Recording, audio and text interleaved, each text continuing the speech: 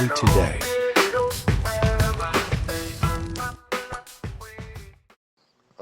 Good morning, Malawi. Mama Undo ndi mafunso awiri ora atatu.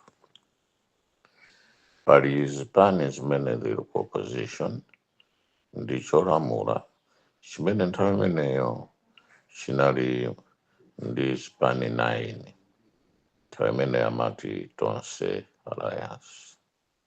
Ndino tikulamula kunazapezeka kuti muli imfa amenemo anthu aphana zipanizo secretly zinanena kuti zachoka mu mgwirizano wa Tonse Alliance. Ndino atachoka nkuzajoyina ku opposition kuyamba kunenana, koma mkati muonesese kwambiri mupeza kuti lose lija linali boza. Anthuwa sanasiyane yani, koma inali part of their signed agreement kuti tikamayandikira zisankho inu muzakhale ngati mwachokanso kuti mukayime pa inu nokha kuti anthu akusatireni. Tikaona anthu akusatana ngati tizaupasani ndalama kuti muzaonongese opposition imene nthawi imeneyo amayiona ngati yo angayiphe ndi chipani cha DPP. Ndino mu opposition momo chipani chimene sichinali mu ruling mochi, chipani chimene sichinali part of Tonse Alliance chinali cha UDF. Ndino malingana ndi kaunika kawo kwakuti mmene anavotera mavoti, mmene analembesera mavoti, anaona kuti Eastern Region has 1 million. Ndiye pamene pangatani kuti mavoti 1 million abwere ku mavoti amene ali 3.2 million ya pa Central Region. Ndi anayesesa kupanga mpaka anapeza chipani china chache chimene asogolero awo onse ndi anthu amene amakonda tumakobiri ndithu. Ndino anayesesa mpaka kwachita convince anthuwo ndikuwauza kuti ndalama zanu ndi izi, chilichonse ndi ichi, kudya ndikudyerera, mapwevupwevu anu ndi awa. Ndino ataona zimene zichi anayamba iyayi ndikumanena chichewa zambiri against their fellow opposition party leaders. Ndino zitachitika zimene zija kuyambaso ena janali mtonse Alliance aja kumapanga zipani zawo, and some of them indeed they are these broken characters, broken political activists, and they started now coming up with theories of untouchables. Theories of untouchables meaning that iwo akayambisa chinthu akopa anthu a certain region, that being Northern Region, kuti iwo akuyimira mbali imeneyo. Ndi theories or theory of untouchables ndimene anayipasa ndalama zambiri kuti zinena kuti ife kuno kulibe chitukuko, ife kuno timavutika, ife kuno kulibe otiyimira, ife kuno timakhala ngati kusalidwa pandale. Pamene chonsecho anthuwa amadyera limodzi, amayendera limodzi, mapwevupwevu limodzi, enjoying so many positions in different areas of financial institutions. Ndino atapasidwa zimene zicha nkuyambapo ifeyo tikufuna kuti tijoyinane ndi zipani zimene tikuziwa kuti ndi anzathu aku opposition, koma pansi pa mtima akuziwa kuti akunamiza anthu kuti anthu akhale ngati awakhulupirire kuti iwo ndithu ali kuyimira anthu achigawo chimene chocho. Pamene pa Central Region was a political clean air. political clean air, meaning that there was no opposition uh, coming from that region. To me, which is discrimination at its highest level.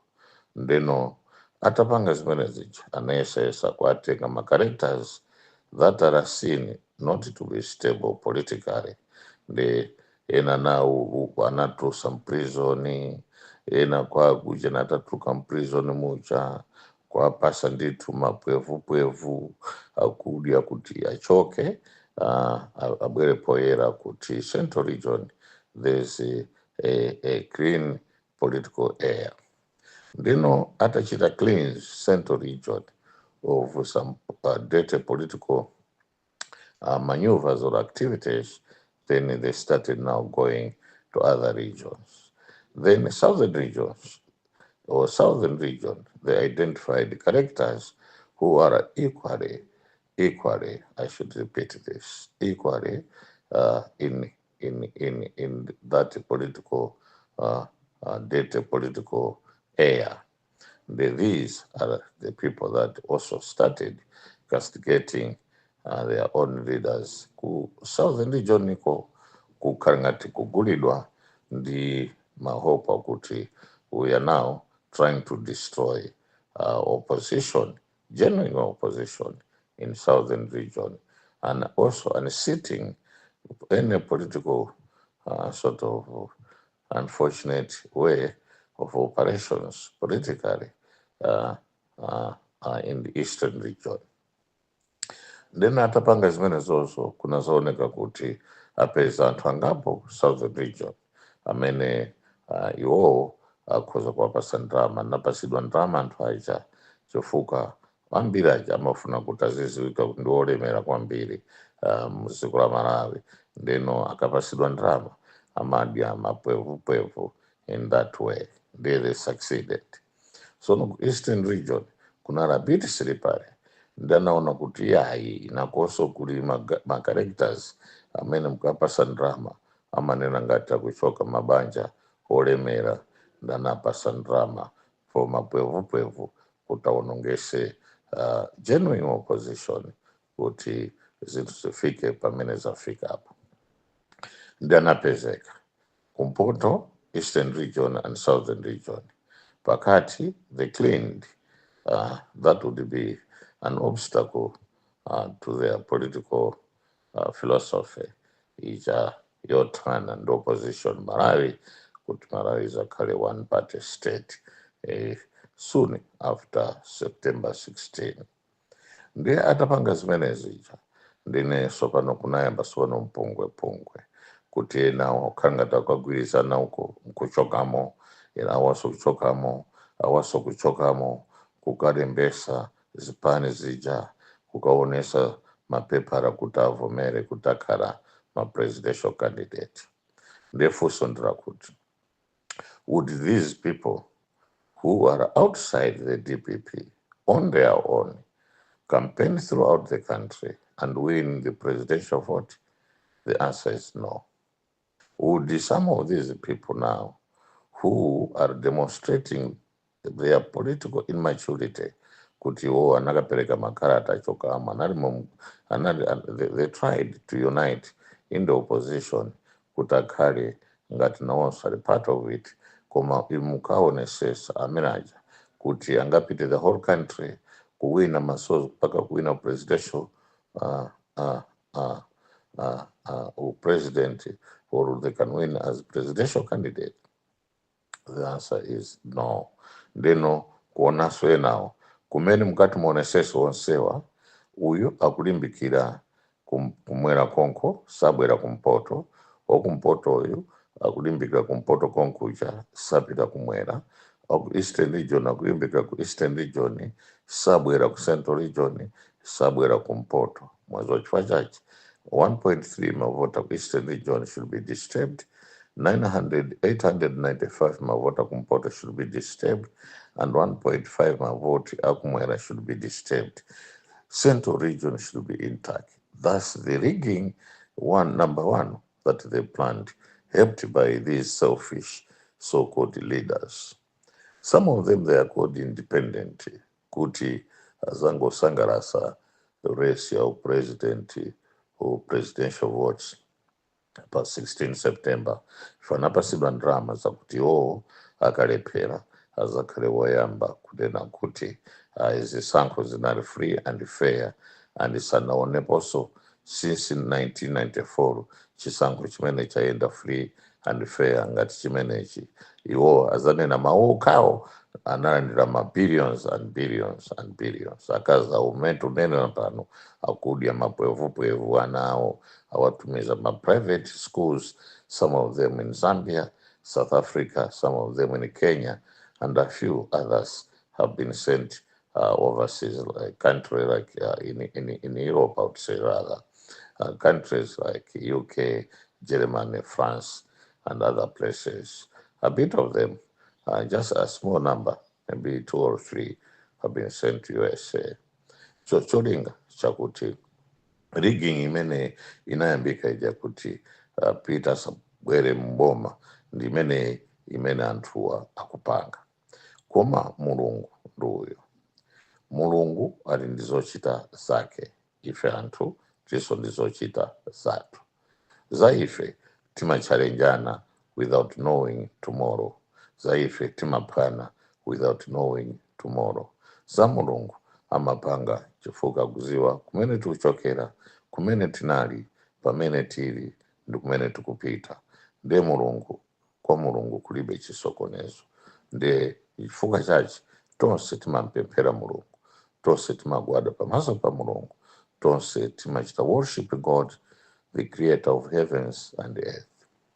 Ndeno awawa pa rigging plan yawo ichi anapangaso kuti tizizera ngati nkhani za mulungu. Ndeno anagula ma prophets angapo amene amati ma prophets akuti azidena kuti wowina nduyu, wowina nduyu, wowina nduyu. Ndenonso ku opposition kuli genuine prophets amene amaziona zinthu mmene mulungu amakhalira mmene mulungu amapangira in the past, present and the future. Ndeno amaiwerenga game ichi, akaiwerenga game ichi amapemphera mulungu. Ndeno they are guided in symbols of the Holy Spirit kuti mmene zikuonekera apa amene akhoza kuwina ndi uyu. Koma uyuyu akhale ndi anthu amene amuchinjize kuti zonse ziyende bwino. That's why there are certain prophets amene amanena Peter Mutharika awina chifukwa ndizoona awina chifukwa iwo aja sanalandire makobiri ndiponso akamanena zimenezi amanena through pemphero.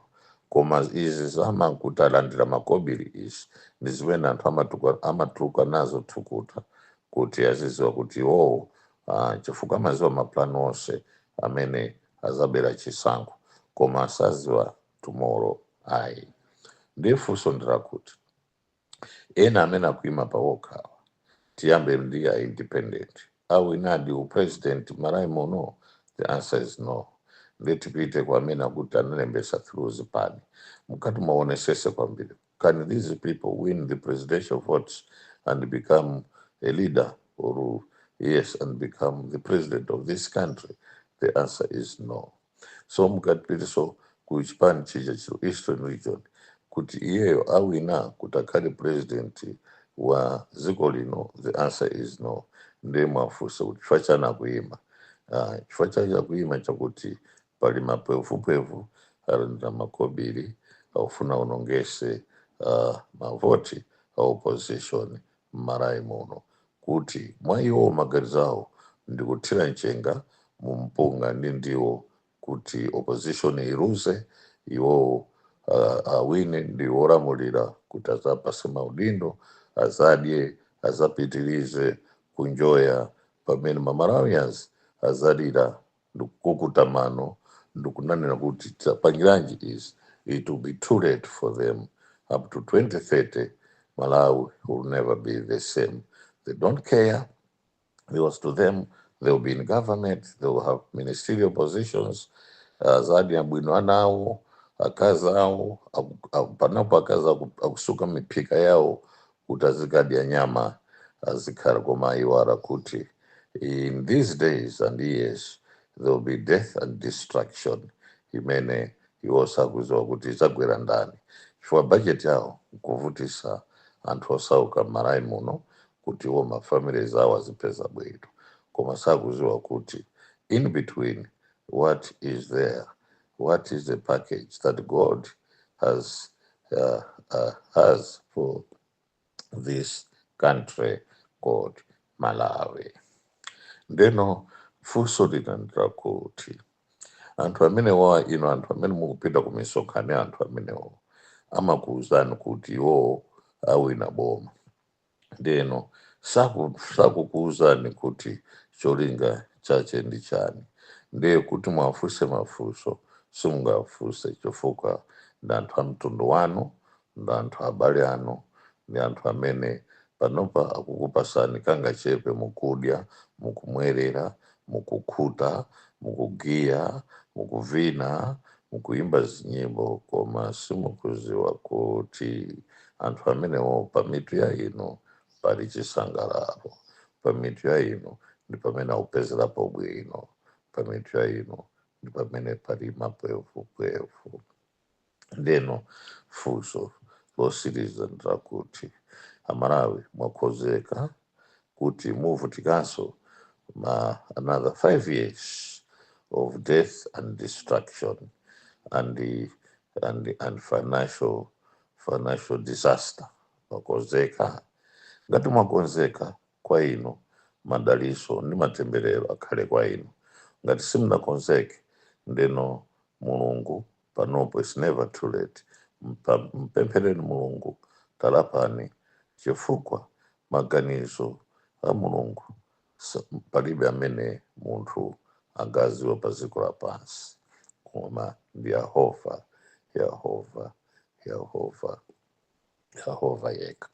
Ndinonso pali mafunso akuti kodi inuyo amalawi amene mukusatira anthu amene agulidwa, ndekuti mulibe chisoni ndi maliro a Shanilo Muluzi, ndi maliro asilikali enacha, ndi maliro chifukwa mukhoza kumuzonda Chilima chifukwa chakuti ena mwa inu munali jealous ndi Chilima, chifukwa chache mukuona ngati zimene zakuti zinapanga kuchikangawo simufuna kuti anthu azaziwe. Ndikufunseni, kodi amene mukunamiza anthu inu kuti maliro a Chilima asazaziwike, asazakhale investigated, munthu asaziwe kuti amene anapha Chilima ndi anthu anja ndi ndani, kodi cholinga chanu inuyo mukuganiza kuti muzakhala pa dziko lapansi forever and ever? Anthu amene mukuwanamizawo azakudalirani mpaka mmene muzakalambira inuyo, chifukwa tu ambiri inuyo mukaona ngati zisiru, chifukwa chache mukupita machinga mucha kukanamiza anthu kuti ife tiwina ma elections, mupita Mbaraka kukanamiza anthu kuti muwina ma elections, mukupita ku Mangochi kukanamiza anthu, mukupita kuzomba kukanamiza anthu, pamene mukuziwa kuti cholinga chanu ni makobiri ni mapwevupwevu amene mufuna kuti mudye, amene mukudya, amene mukusangalala. Ndeno ndikufunseni, kodi inu simuzamwalira? Kodi inu ndinamuyaya pa dziko lapansi? Kodi inu muzakhala mpaka pamene dziko lapansi lizathera? Mafunso amene muyankhe, chifukwa mwanamiza anthu kwakwana.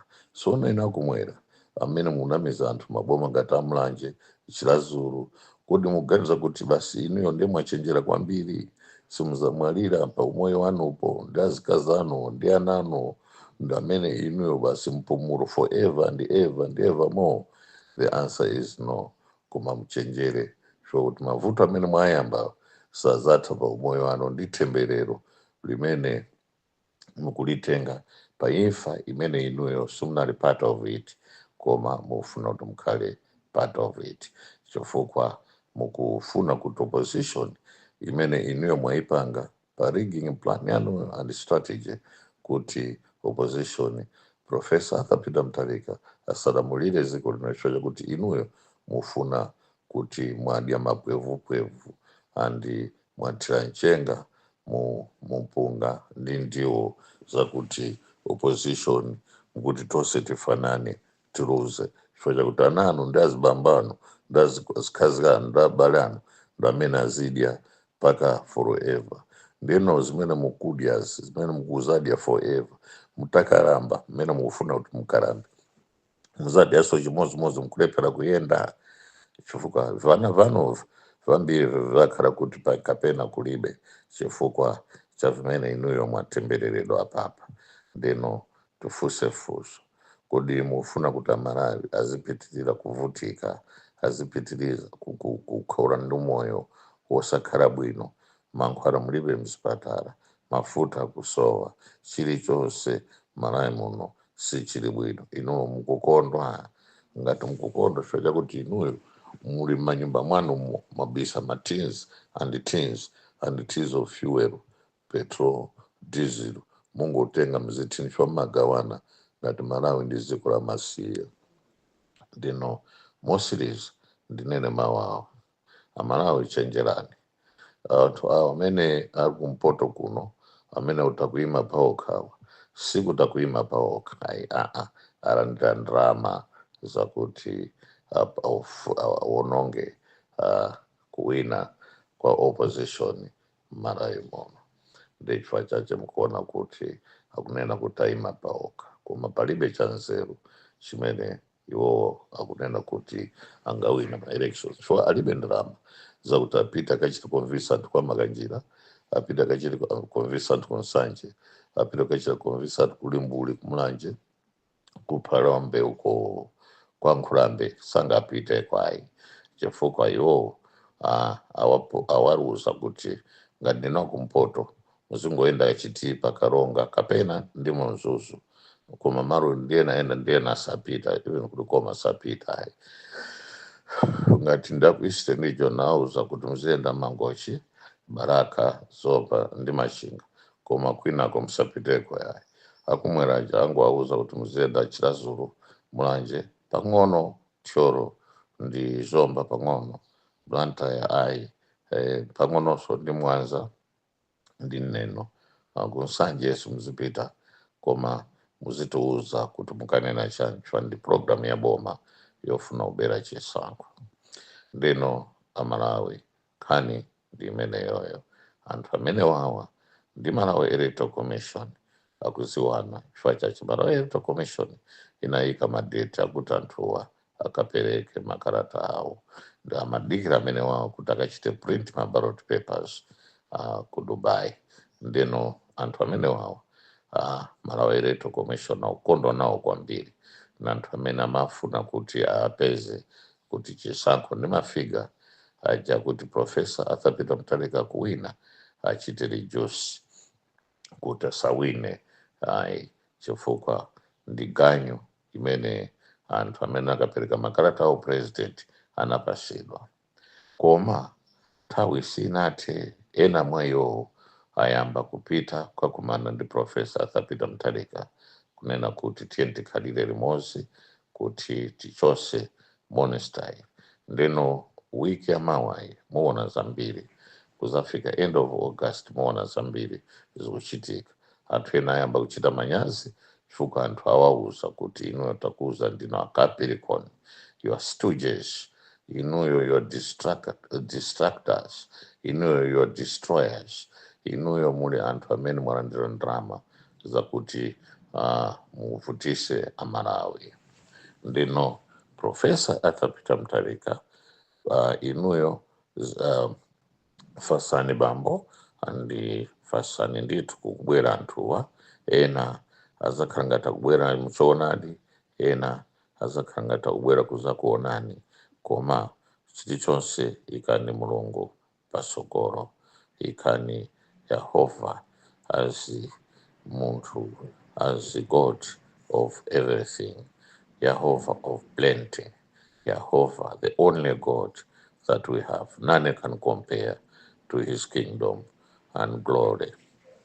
Ndino china chimene ndifuna ndikuwuze chakuti ena mu DPP mawawa ndikunena kawiri katatu alandiranso ndalama za nkhaninkhani zakuti azikhala ngati nawonso akupanga marale koma cholinga chawo chofuna kuipisa ndi kuchita destroy victory ya Professor Arthur Peter Mutharika. koma zonsezo sizitheka chifukwa palibe chimene angapange, is already too late. Komanso kutukwanizana, chonde tisatukwanizane ayi, ifeyo tizingonena message ya reconciliation, message ya national unity, message ya political and economic progress, message ya building the country, message ya oneness. We are one in Malawi. Malawi Electoral Commission chonde tufuna free and fair elections in this country. I repeat, tufuna free and fair elections in this country. Please, please, please, viva Peter Mutharika, viva DPP, viva tonse amene tufuna genuine democracy in this country. Together we shall build this country. Together we shall reach the promised land. Together we shall climb on the mountain top and see the promised land and be in the promised land. Viva Professor Arthur Peter Mutharika. Viva genuine democracy. Viva good morning.